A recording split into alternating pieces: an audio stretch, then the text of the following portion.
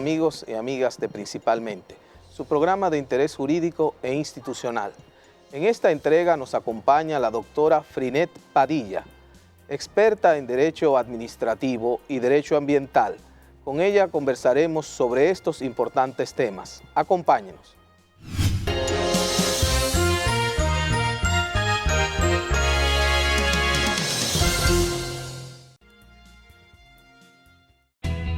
Desde el 1989, Seaboard se convierte en la primera generadora privada de energía de República Dominicana. En el 2012, reemplaza sus unidades de generación por la unidad Estrella del Mar 2, que opera con gas natural como combustible, armonizando con el medio ambiente y poniéndose a la vanguardia en la producción de energía limpia. Seaboard, comprometidos con la satisfacción de sus clientes, el desarrollo nacional y el medio ambiente.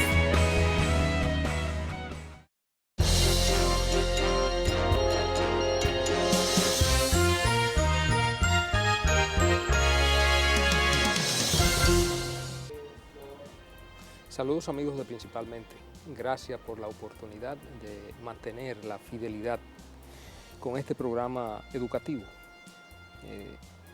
que tiene un objeto fundamental y es tratar de enseñar a la ciudadanía algo sobre el derecho como una de las ramas de las ciencias sociales que más se vincula con el quehacer cotidiano de los seres humanos. Todas las actividades del ser vivo, desde que se moviliza, es decir, desde que nace hasta que muere, de una u otra manera, están vinculadas con el derecho. Su acta de nacimiento y finalmente, cuando concluye, que se despide de este mundo, su acta de defunción.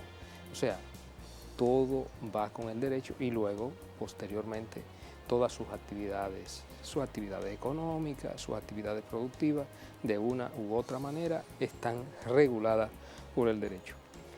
Hoy, principalmente, cuenta con la presencia de una prestigiosa jurista dominicana, una magistrada, todavía la consideramos así, aunque ya salió de la judicatura, pero sigue de una u otra manera muy vinculada al quehacer judicial, pero ahora desde un ámbito mucho más especializado, porque es una de las principales figuras del Tribunal Constitucional. Se trata de la magistrada Frinet Padilla.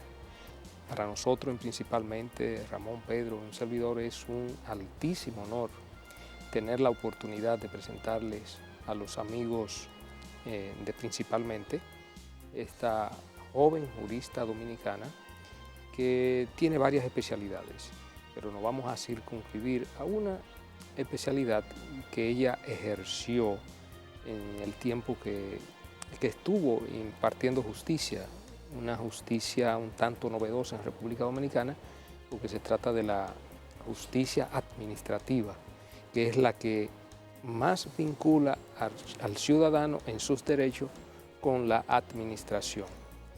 Magistrada, un verdadero honor tenerla aquí, bueno, Principalmente. Mire, y yéndonos de inmediato a lo que son uno de los ámbitos de su especialización, el derecho administrativo.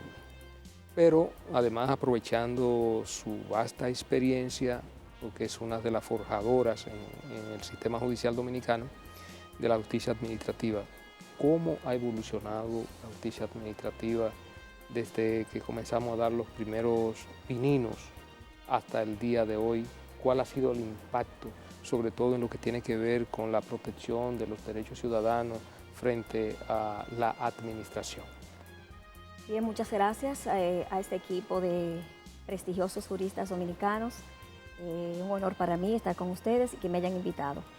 Realmente todos los días del mundo tenemos contacto con la administración. De una forma u otra, el dominicano, la dominicana, el ciudadano en sentido general, se vincula con el derecho administrativo. Los orígenes de nuestra jurisdicción podemos remontarlos desde los orígenes de nuestra misma era republicana que se inicia en el año 1844, aunque de manera oficial podemos decir que en el año 1947 se dicta la ley 1494 en la era de Trujillo, quizás por presiones políticas del momento, pues vio obligado a este régimen dictar una ley que controlara la actividad de la administración.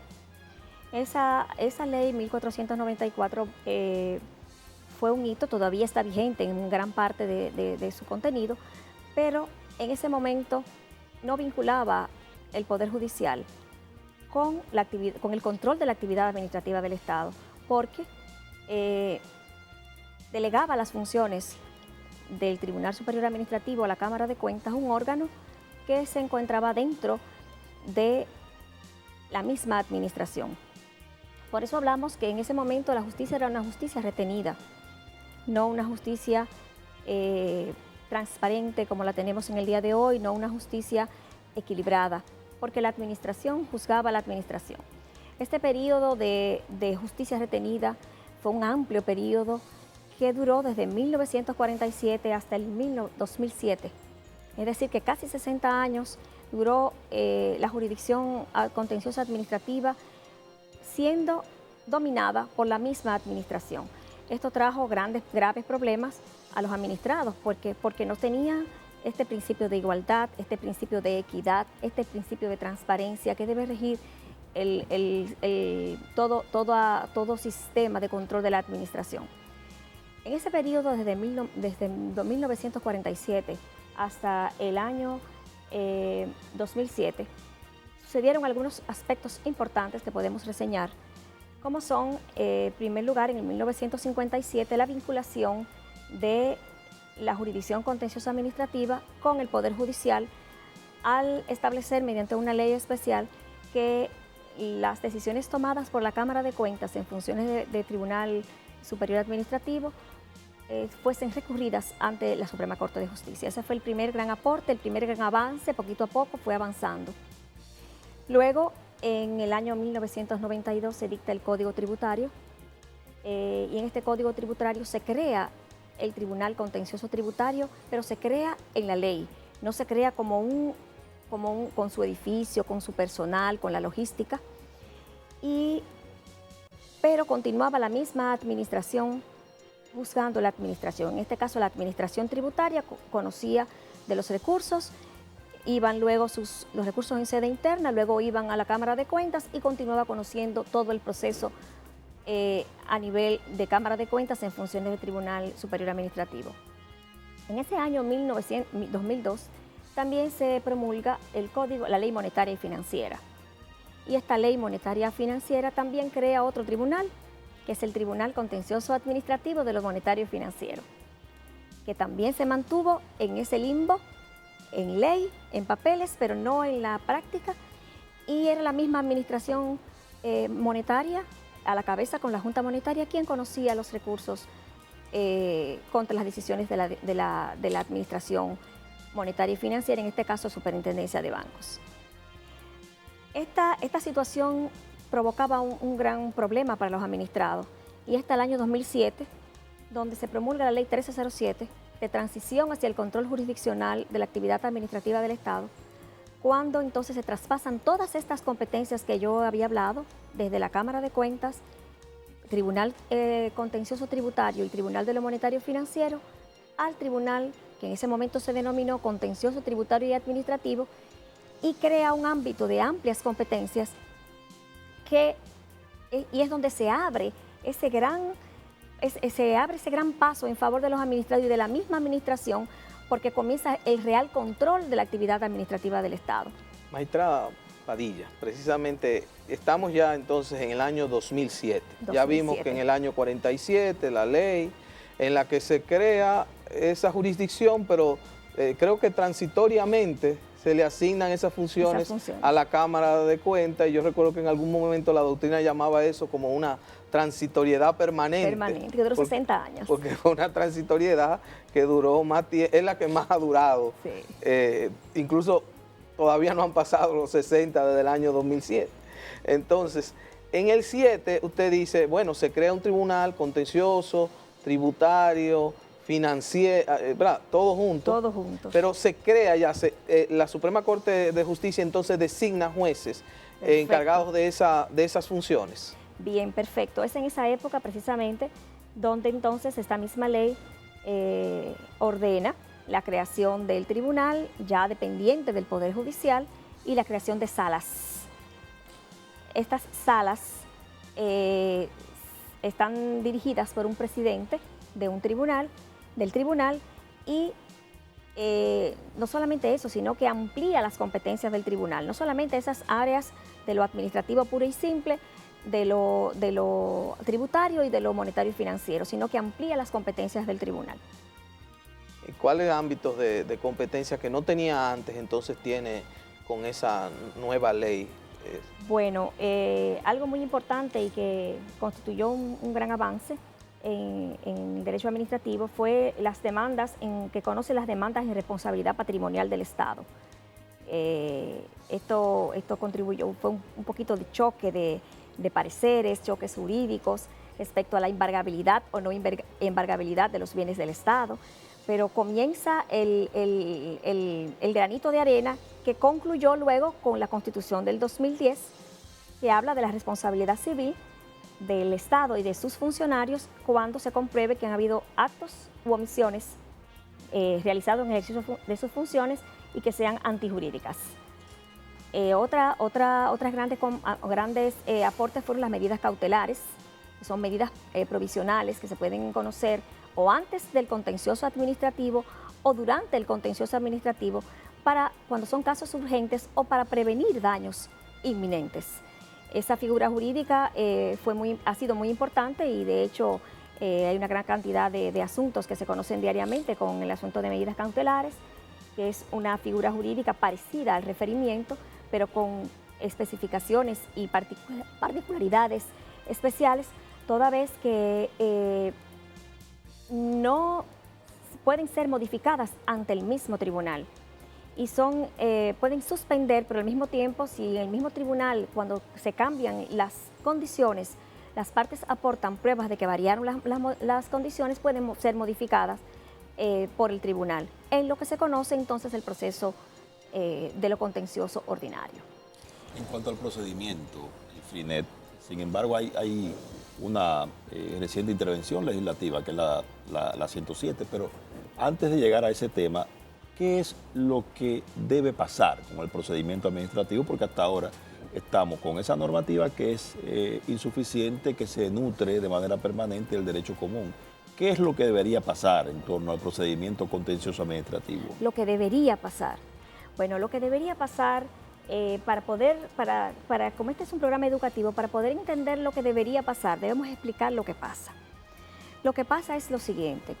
La ley 1494 y la 1307 del 5 de febrero del 2007 te explican de manera general el procedimiento para interponer un recurso contencioso administrativo contra una acción u omisión de la administración.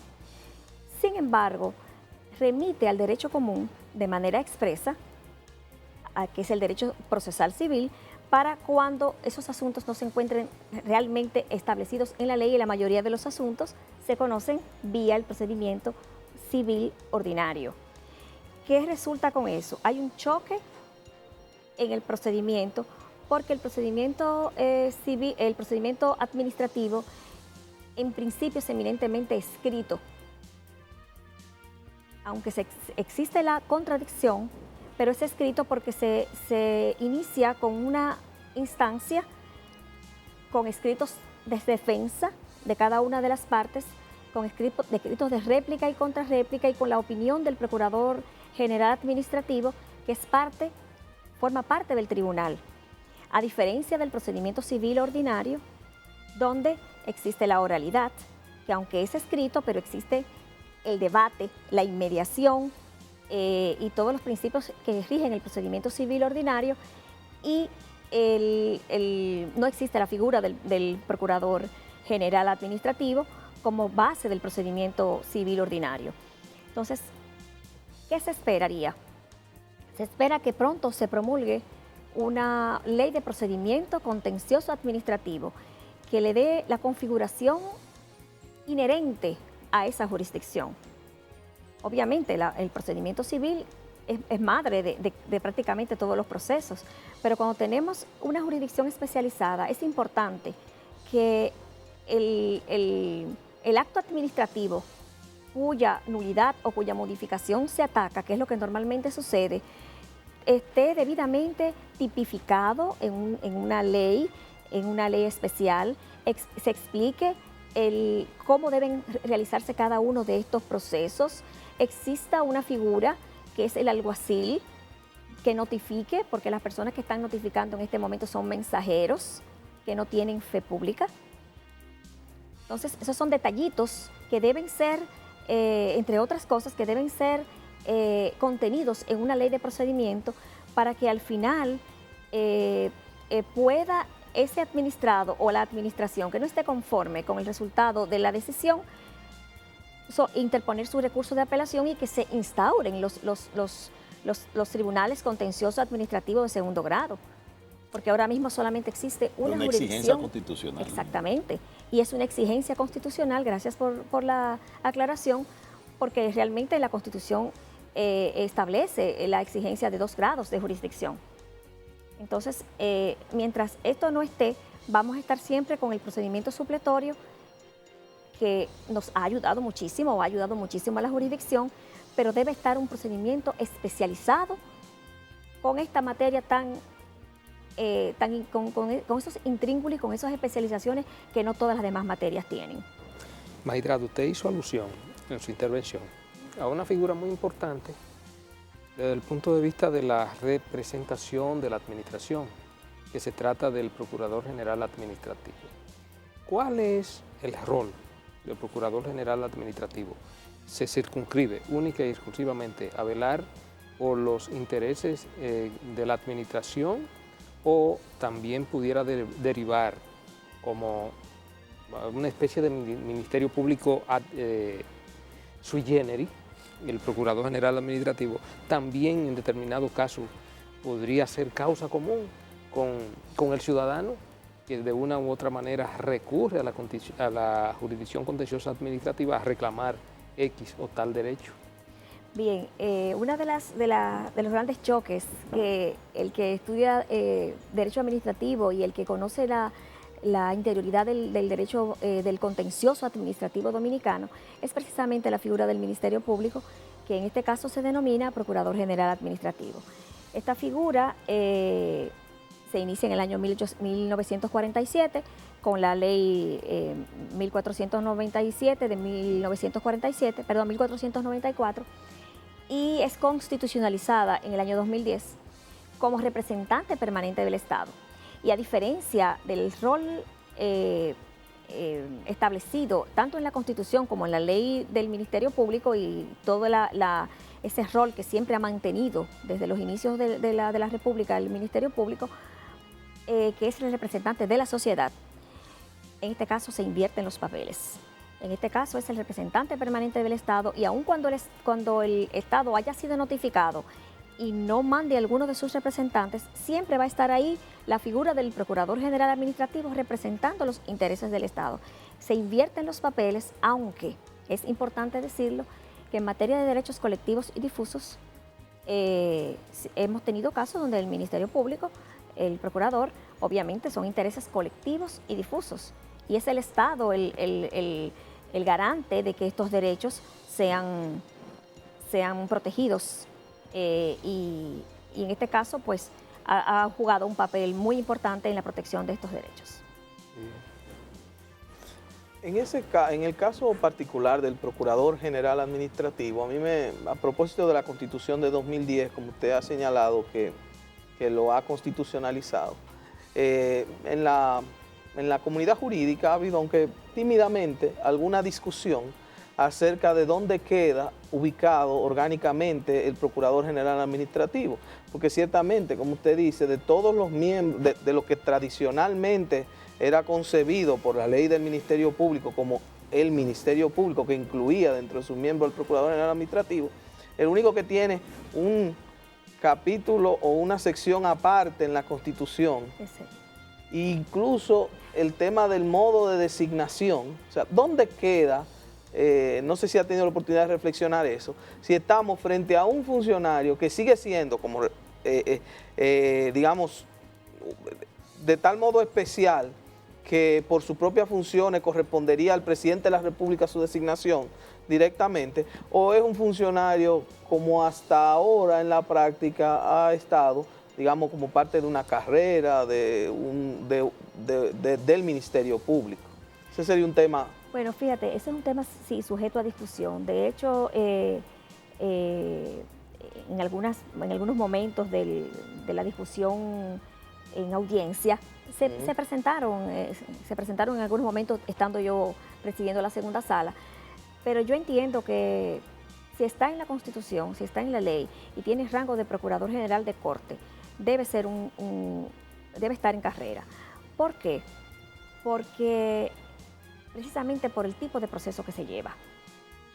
Los procuradores generales administrativos que tenemos en este momento, que ha tenido desde el momento que estuve, y creo que en la actualidad todavía está, han sido personas extremadamente capaces y han hecho muy buena representación en el Estado Dominicano, los antes y ahora. Tienen una tremenda especialización y la base de derecho penal y de derecho procesal civil ha sido muy importante para el desenvolvimiento de ellos, sobre todo en las acciones de amparo, en las medidas cautelares y en la protección de derechos colectivos y difusos. Yo creo que sí. Mi opinión particular es que deben mantenerse como en el momento han estado. Aún la Constitución dándole una especie de especialización, si se quiere, e incluso desvinculándolo del capítulo del Ministerio Público, Sí. porque crea una parte, cuando se refiere a la Constitución, a la figura del Procurador Contencioso Administrativo, incluso establece que es de libre designación por parte del Presidente de la República, de manera que los desvincula de los demás ministerios públicos que son de carrera, porque el único funcionario del Ministerio Público, o los únicos funcionarios del Ministerio Público que son designados por el Presidente de la República, acorde con la Constitución del año 2010, es el Procurador General de la República y la mitad de sus adjuntos. Entonces, el Procurador General Administrativo prácticamente cae dentro de esa misma categoría. Le da la posibilidad, la Constitución de la República, al Presidente de la República, de su libre designación y remoción, si se quiere.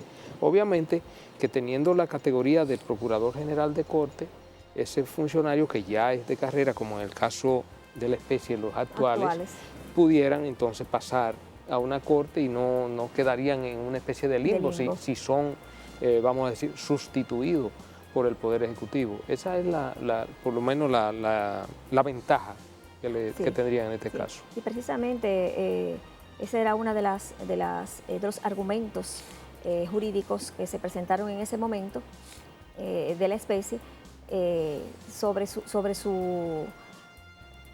la configuración jurídica de esa figura jurídica, de esa figura del Procurador General Administrativo.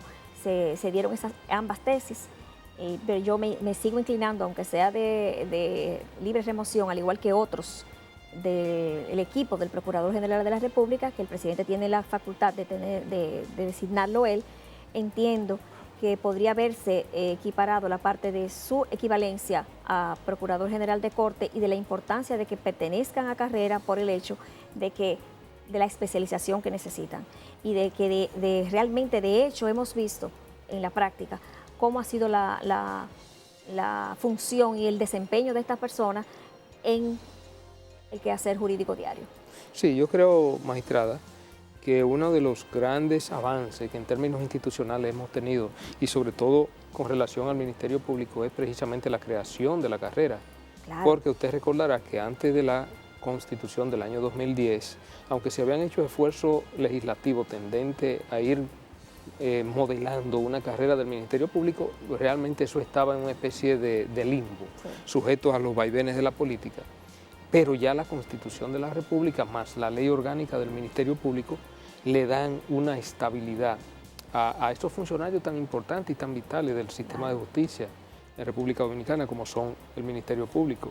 Y hoy día ya un Ministerio Público goza de estabilidad en el puesto para, vamos a decir, para sacarlo habría que desarrollar todo un debido proceso.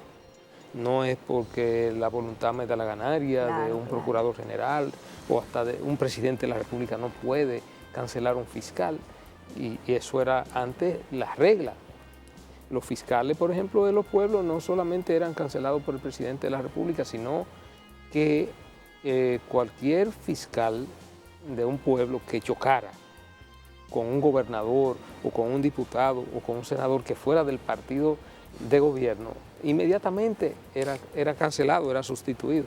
Ya esa es una práctica que ha sido desterrada y superada en República Dominicana. Yo creo que, vamos a decir que uno de los grandes avances que ha ido en beneficio del sistema de justicia en República Dominicana. Y realmente se nota. Yo diría, yo sangro por mi propia herida, aunque ya una herida vieja, porque yo antes de ser jueza, pues fui Ministerio Público. Ah, qué bien. Sí, fui fiscalizadora y duré 1 año y algo siendo fiscalizadora y realmente era uno de los anhelos de ese grupito que entramos en ese momento y fue una experiencia preciosísima. Qué bien. Sí. Magistrado, vamos a aprovechar para hacer una breve pausa y en el próximo segmento vamos a seguir tratando otros temas de sumo interés que nosotros sabemos que usted maneja de manera magistral.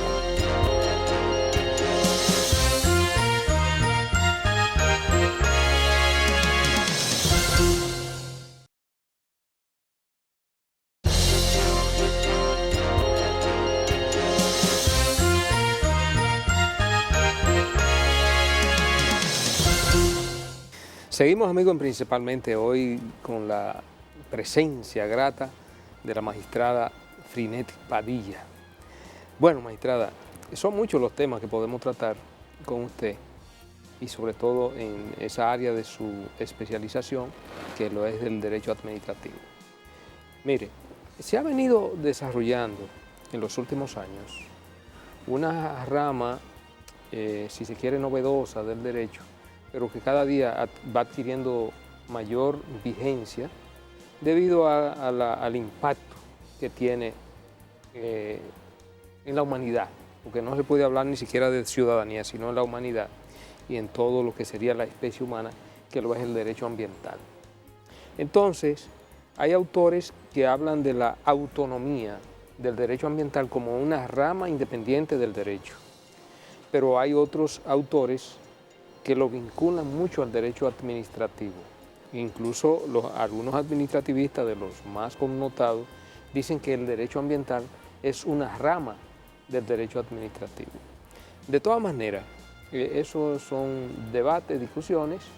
Hay personas que se han especializado, juristas que se han especializado exclusivamente en el derecho ambiental, que dicen, no, esto es una rama autónoma del derecho, porque además de relacionarse con el derecho administrativo, se relaciona con el derecho penal.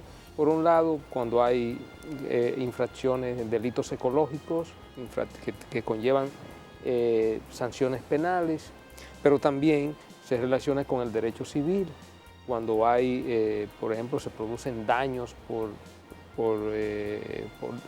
acciones contrarias al medio ambiente, que dañan al medio ambiente y causan responsabilidad por daño ambiental, que ya sería una responsabilidad de carácter civil, el resarcimiento del daño en términos económicos o mediante algún tipo de ejercicio que restaure el daño causado. ¿Cómo usted vincula la relación del derecho administrativo con el derecho ambiental? Bien, usted me dio como dice, el gusanillo de la inquietud, que debo decir que yo soy de las que entiende que el derecho ambiental es una rama autónoma del derecho. Es cierto que el derecho ambiental tiene una relación muy cercana con el derecho administrativo, pero no solamente con él. Con el primer derecho que se vincula es con el derecho constitucional. Desde el preámbulo de la Constitución, dentro de los principios y valores de la Constitución está el equilibrio ecológico. Y si nos ponemos a verificar nuestra Carta Magna del 2010, podemos observar que la misma, podemos decir que es una constitución ambiental.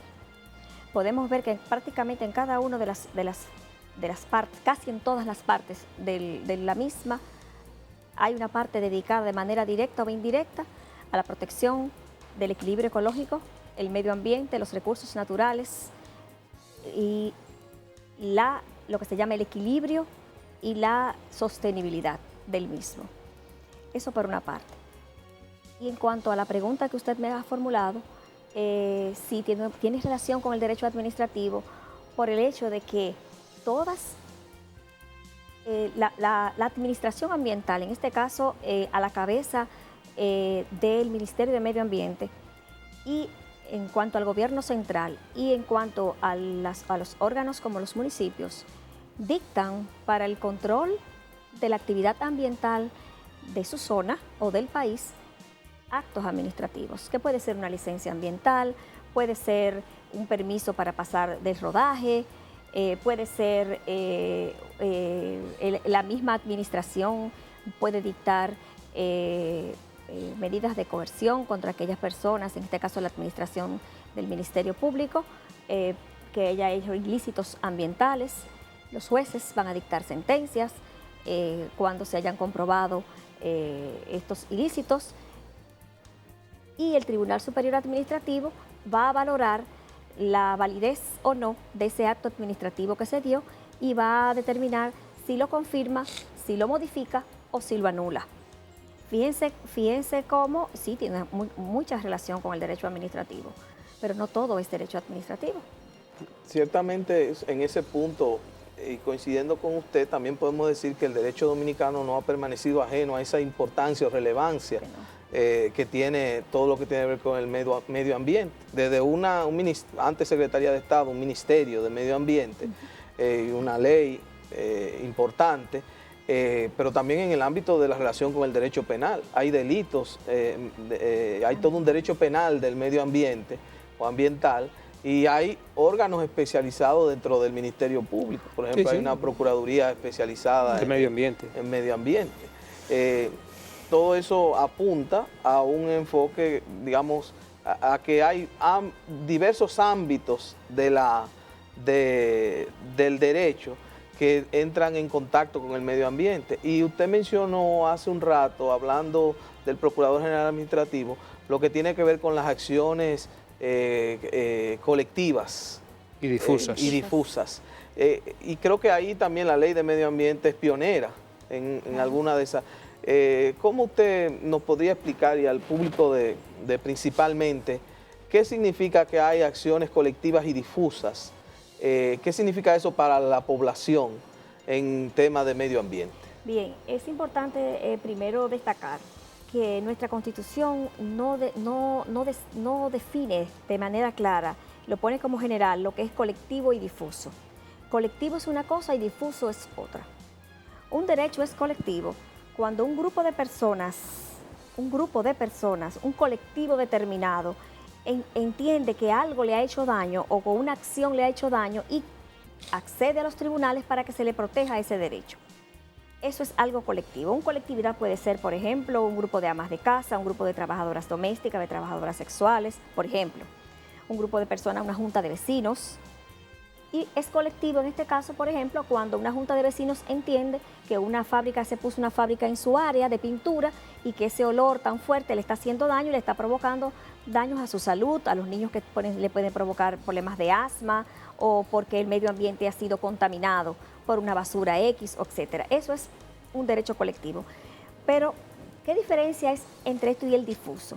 El difuso significa que es tan amplio que cualquier persona, independientemente de que no sea directamente afectada por ese ilícito ambiental o por ese daño ambiental, no por ese ilícito, no por ese daño ambiental, puede acceder a los tribunales a reclamar ese derecho.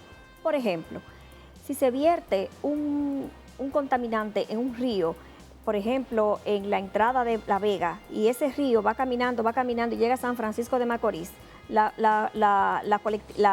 persona que se sienta o las personas que se sientan afectadas por esa contaminación, aunque no vivan en el sitio donde se vertió ese contaminante, pueden acceder a la justicia a reclamar, o a las autoridades primero las autoridades del Ministerio Público o a las autoridades administrativas y luego a los tribunales a que se le proteja ese derecho. Por eso muchas personas, por ejemplo, con el caso de Fukushima, que fue la famosa explosión que pasó en Japón, de sustancias nucleares que hicieron tanto daño, cualquier persona, si esos contaminantes que se propagaron por muchísimas partes de esa zona y fueron caminando, y si se compra un producto hecho en Japón y llega a República Dominicana y se determina que ese producto, como de hecho se determinó que algunos de los productos que vinieron con algunas partículas, pero no eran nocivas para el ser humano, pero si algunas de ellas hubiesen sido nocivas, podía perfectamente el Estado Dominicano interponer o las personas afectadas una acción para proteger su derecho a su salud, porque el derecho al medio ambiente tiene una amplia vinculación con dos grandes derechos constitucionales, que es el derecho a la vida y a la salud. Por eso es que es tan importante, por eso es un derecho autónomo. Hay una cuestión que también es importante tomar en cuenta, y es que el derecho ambiental, de alguna manera, ha tenido un gran desarrollo más que en los ámbitos de los países, en el ámbito internacional, por su connotación y por el hecho de que el medio ambiente, de alguna manera, no es, digamos, el medio ambiente saludable no es un bien que pertenece a un país o a una región indeterminada, sino que el medio ambiente por sí mismo, por su propia naturaleza, pertenece a todo el mundo. De ahí que hay también una dimensión internacional del derecho medioambiental que pertenece también, dentro de ese contexto, al ámbito de esos derechos fundamentales que están contenidos en convenios internacionales y también protección que recibe a través de otras vías en el mismo ámbito internacional. O sea, es una relación muy grande que existe entre el derecho interno, por un lado, y por otro lado lo que es el derecho internacional en el ámbito ambiental, que de alguna manera incide en la manera en que los países van gestionando sus recursos y cómo protegen su medio ambiente. Incluso los grandes convenios, los desafíos del milenio y muchos de esos convenios importantes en materia medioambiental tienen en cuenta esta dimensión, digamos, mundial, por no decir universal, del derecho a un medio ambiente sano. Sí, de hecho, nosotros, la República Dominicana es signatario de las principales convenciones y tratados internacionales en materia ambiental. Hay un catálogo de convenios y convenciones signatarios, como el Protocolo de Kioto, la Cumbre de Estocolmo, la Cumbre de la Tierra, el DR-CAFTA. Tenemos también el CITES, tenemos también, por ejemplo, la Estrategia Nacional de Desarrollo nuestra, dentro de sus lineamientos estratégicos está casi una parte dedicada de manera especial a la protección del medio ambiente y a cuáles son las líneas estratégicas que va a tener el Estado Dominicano para que esta área se mantenga protegida. Y en la Organización de Estados Americanos, en la ONU, el medio ambiente es algo que todos los países tienen que alinearse a esa área. Nosotros, por ejemplo, en el año 2003 estuvimos en el convenio de jueces y fiscales para la normativa ambiental, y una de las cosas que propuso República Dominicana, precisamente representando quien les habla, era la constitucionalización del derecho ambiental, que gracias a Dios hoy se levantó la cumbre, la carta de jueces y juezas para la normativa ambiental, y gracias a Dios hoy podemos decir que con un grupo de personas como doña Yocasta Valenzuela, don Rafael Almonte, personas que han trabajado durante años para don Omar Ramírez, han trabajado para que esto fuera un hecho, y fueron nuestros profesores en materia ambiental, pues han logrado que, junto con claro, obviamente con la voluntad del Estado, de que esto sea una realidad. Pero realmente falta más. Bueno, ciertamente yo creo que el esfuerzo de, sobre todo, aplicar la normativa ambiental tendente a la protección, y no solo la protección, sino también la rehabilitación de los recursos naturales, yo creo que es una meta de la sociedad. no solamente es exclusiva del Estado, Claro. sino que siempre hemos visto que si no hay un involucramiento de la sociedad, y sobre todo, usted hacía referencia a algo clave que tiene que ver con la educación.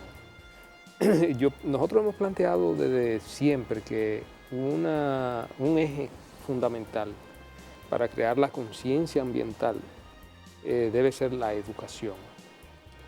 Que el niño, desde que da sus primeros pasos en la escuela, sienta la necesidad o esté comprometido, sienta el compromiso de proteger el medio ambiente, de proteger la naturaleza.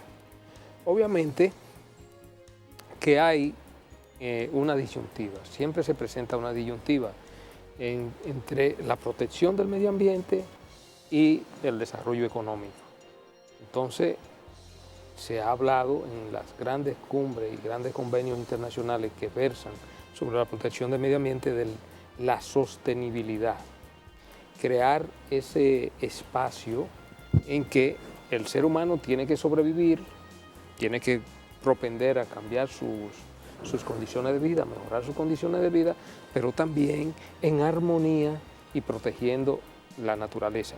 En el caso específico de República Dominicana, que es lo que nosotros hemos visto, porque le decía en principio que yo era soy un apasionado de la conservación de nuestros recursos naturales, sobre todo porque los seres humanos somos muy egoístas y pensamos en el hoy, en nosotros, pero no nos detenemos a pensar que detrás de nosotros vienen más seres humanos durante 50, 100 años, 200 años. Ahora, ¿qué le vamos a dejar?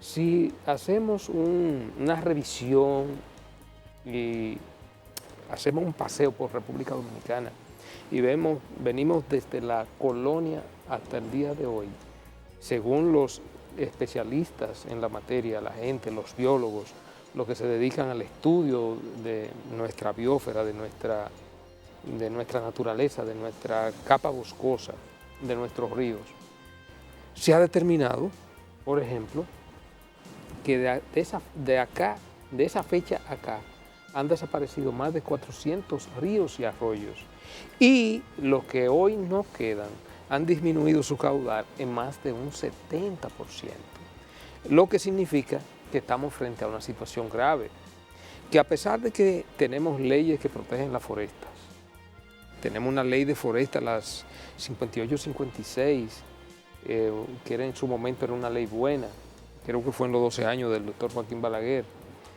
Tenemos la ley 123 que protege los lechos de los ríos y prohíbe la extracción de material de la corteza terrestre.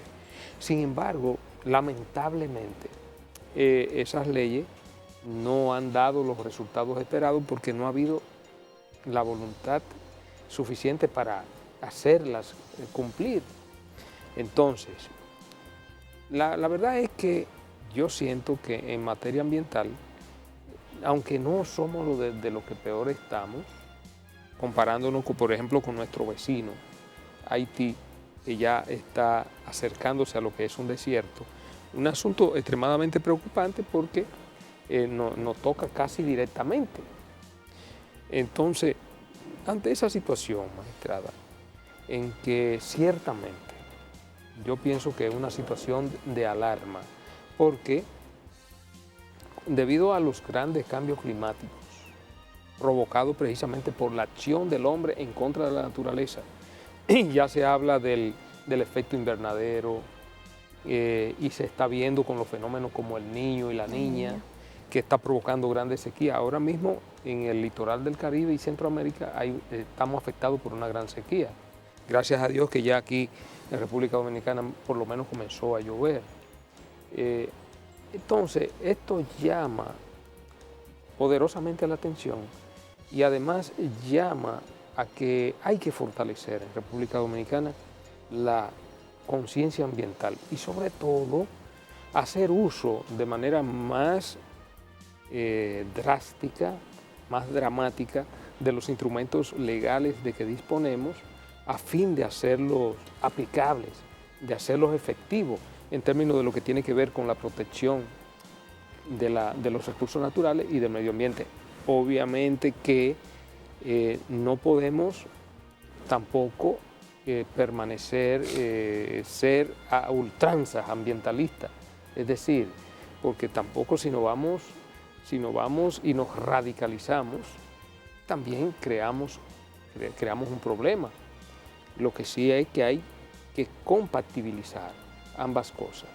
Un desarrollo sostenible por un lado, con un respeto absoluto y restricto del medio ambiente, como hemos visto que lo han logrado países, por ejemplo, desarrollados, como es el caso de Europa, en Alemania, te va y los bosques son santuarios, se respetan, pero así en los demás países europeos, porque ya ahí se ha creado una conciencia y además se han creado los bonos ambientales que sirven a su vez para rehabilitar al medio ambiente. ¿Cómo desde esa perspectiva usted entiende que debe aplicarse el derecho ambiental en República Dominicana?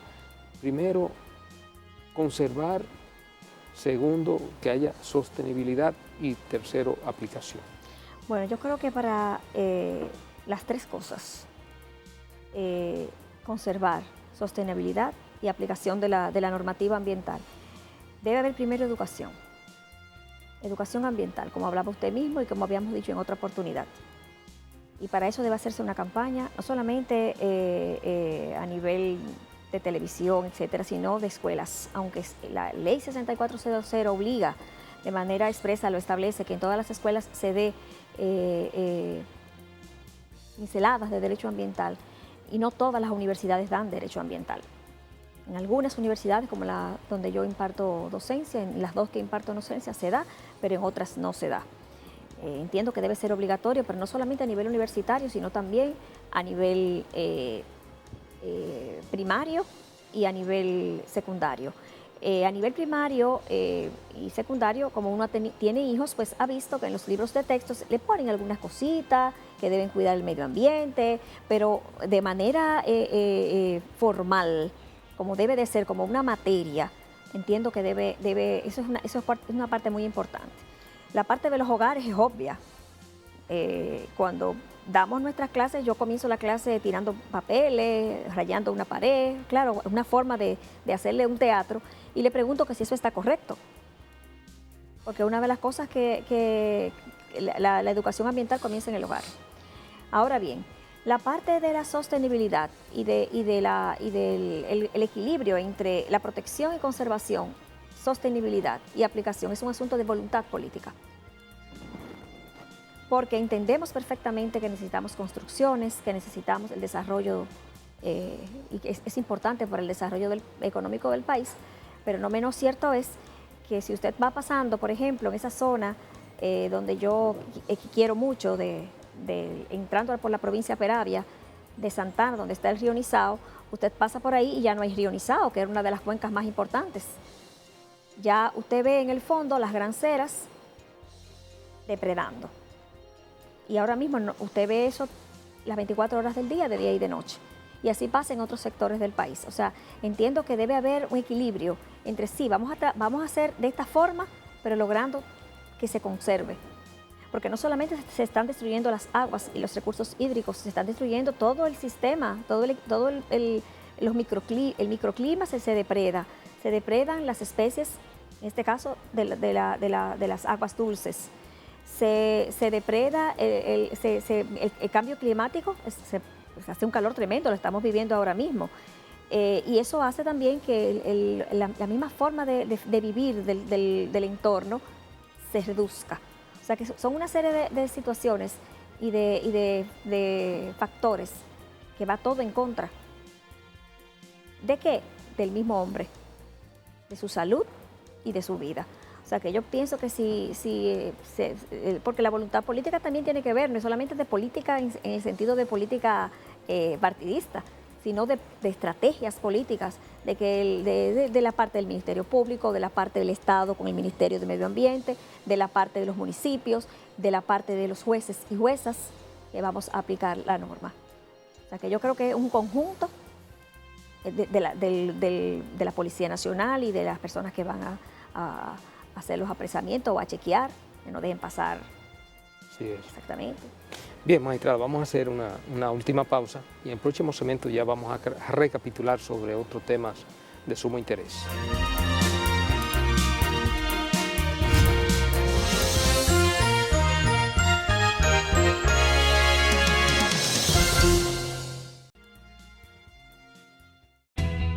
Desde el 1989, Seaboard se convierte en la primera generadora privada de energía de República Dominicana.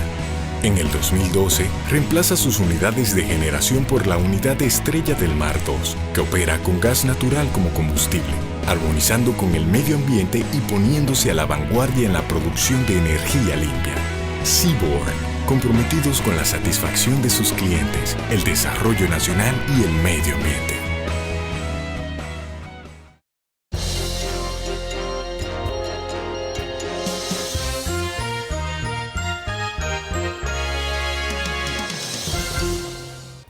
Bien, seguimos amigos principalmente hoy con la grata presencia de la magistrada Frinette Padilla, pero que además la magistrada tiene una larga trayectoria académica como docente universitaria y hemos visto que una grata sorpresa te imparte la materia de Derecho Ambiental.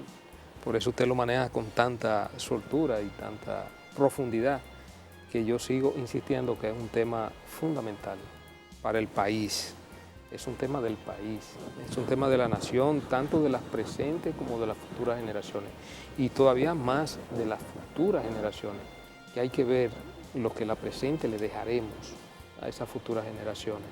Si ¿habrá agua en República Dominicana en 100 años? Es una situación que está por verse, porque si decimos que de 400 años a esta parte han desaparecido más de 400 ríos y arroyos, y los que aún no quedan han disminuido su caudal en más de un 70%, es una situación crítica realmente por la que estamos atravesando.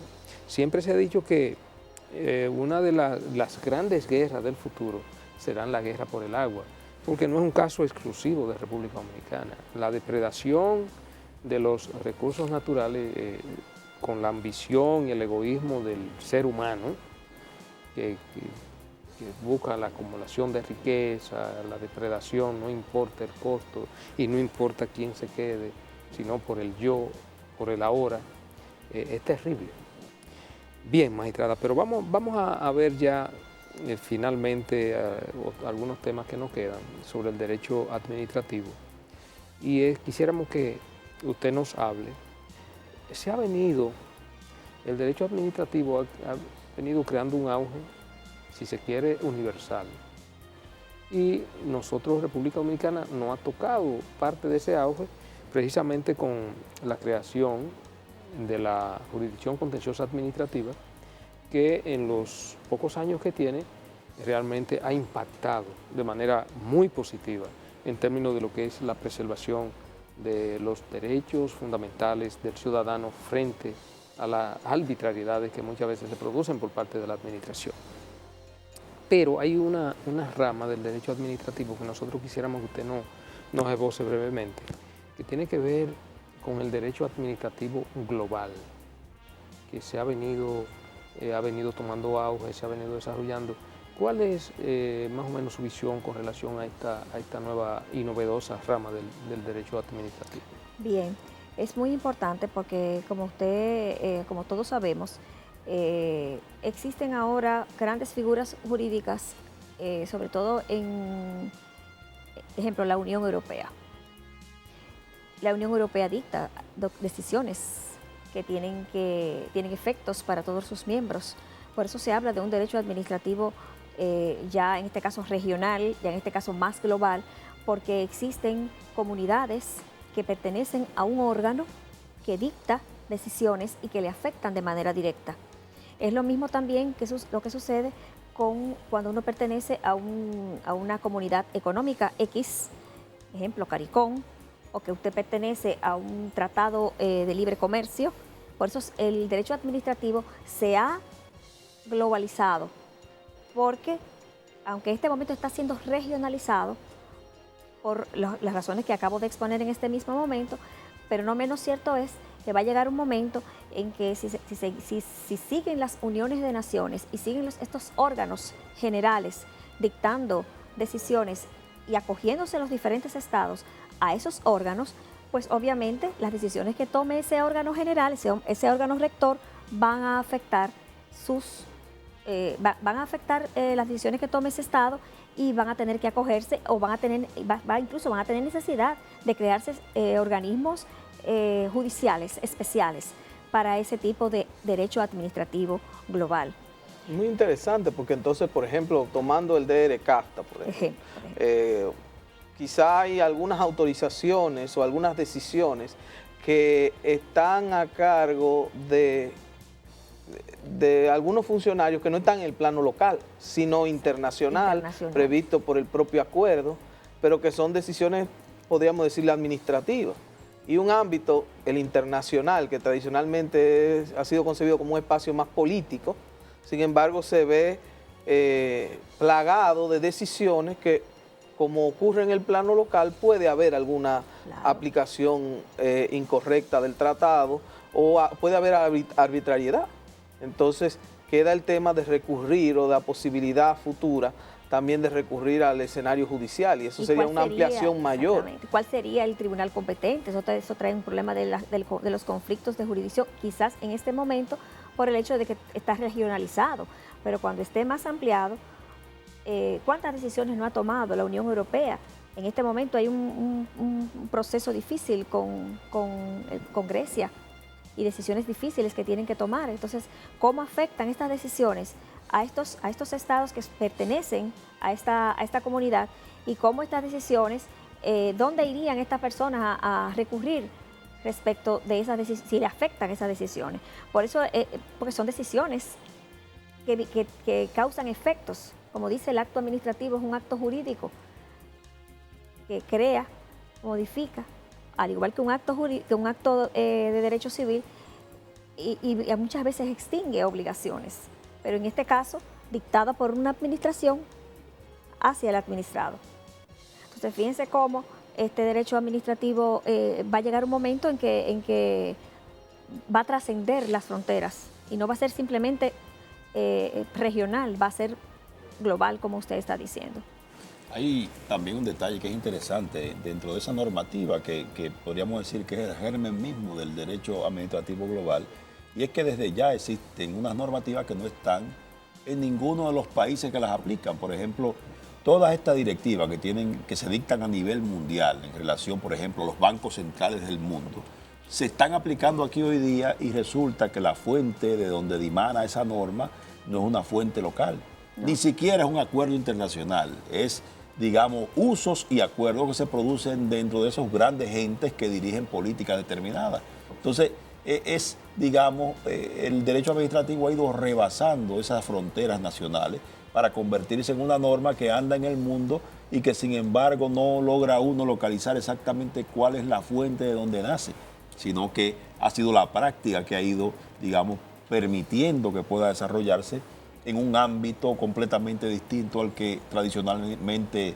hemos experimentado para esta materia. No solamente en el aspecto tú hablabas de bancos centrales y de juntas monetarias, etcétera, también en el aspecto de la aeronáutica, del transporte aéreo, del transporte marítimo. Hay una serie independientemente de los tratados internacionales. En el mundo de los deportes. En el mundo de los deportes también. Entonces, muchas veces comienzan como usos y costumbres, y luego se convierten en instrumentos escritos donde las personas, los estados y los organismos dentro de los estados, y hasta los mismos estados lo están acogiendo como buenos y válidos.